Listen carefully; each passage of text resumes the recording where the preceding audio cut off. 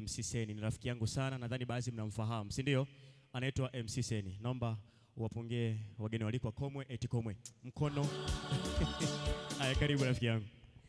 Asante. Asante. Sisi hapa kwanza ni kushukuru MC Kimwanya. Asante sana MC Kimwanya. Na mtu akikuangalia kweli una mwanya na sio pengo. Mungu akubariki sana.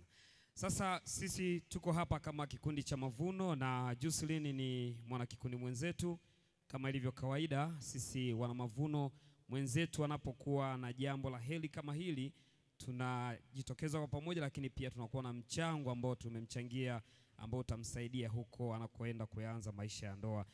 Mchango wetu nadhani tukukabidhi Jocelyn. Mavuno tunakupenda na tunaendelea kukuhitaji. Shemeji, usimwambie ajitoe kwenye Mavuno. Mavuno ni nzuri sana. Na wewe pia karibu Mavuno. Wow. Zawadi yetu.